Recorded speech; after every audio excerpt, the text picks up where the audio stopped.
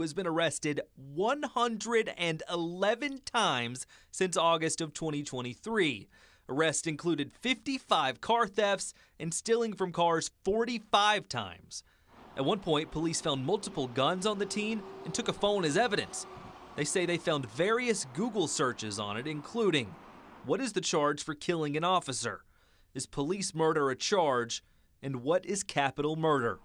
Police say the 15-year-old was most recently released again in September. You just can't just say, we're going to let you back out to your mom or to your home if the home is broken, without holding the home accountable. There's no accountability right now. Tonight, we're taking a hard look at a case out of Charlotte, North Carolina that is raising some serious alarms.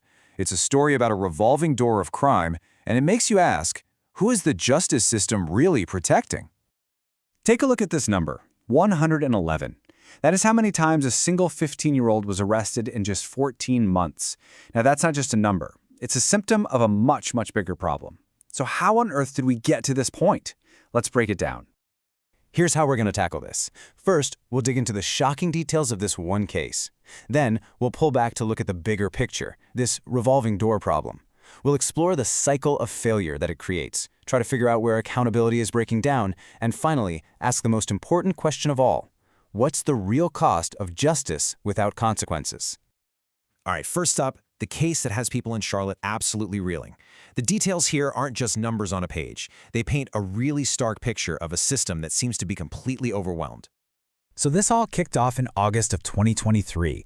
Over the next 14 months, this teenager racked up an incredible 111 arrests. I mean, just let that sink in. We're talking 55 car thefts, 45 break-ins, but here's the part that's hard to believe. Despite that staggering record, he was released again just this past September. And this went way beyond just property crime. During these arrests, police seized multiple firearms. This was a dangerous escalation that put the entire community at risk. And then there's what investigators found on his phone. His search history included things like killing an officer and capital murder. This points to something far more sinister than a teenager acting out. This shows violent intent. So, when you put the weapons together with those disturbing searches, well, it's no surprise that officials were literally calling him a ticking bomb that was just left to roam the streets. The danger wasn't just a possibility, it was documented again and again. And this one case, as shocking as it is, really just pulls back the curtain on a much broader, systemic issue. It's what police and frustrated residents are calling the revolving door problem, and it suggests a system in a deep state of crisis. So what do people mean by catch and release? Well, it's this incredibly frustrating loop where law enforcement does its job, they make an arrest, only to see the judicial system release that same person, sometimes almost immediately. And what happens next? Too often, they go right back out and commit another crime, starting the whole cycle over. And you can just feel the exhaustion in this quote from a Charlotte resident. Can you imagine the frustration watching this play out over and over in your own neighborhood? When there are no real consequences, it's not just trust that disappears, it's your sense of safety. And the data backs this up. Take a look at this. A staggering 60% of those arrested for violent crimes in Charlotte already have prior charges. So this isn't about isolated incidents or first-time mistakes. It's a clear, disturbing pattern where repeat offenders are driving the crime.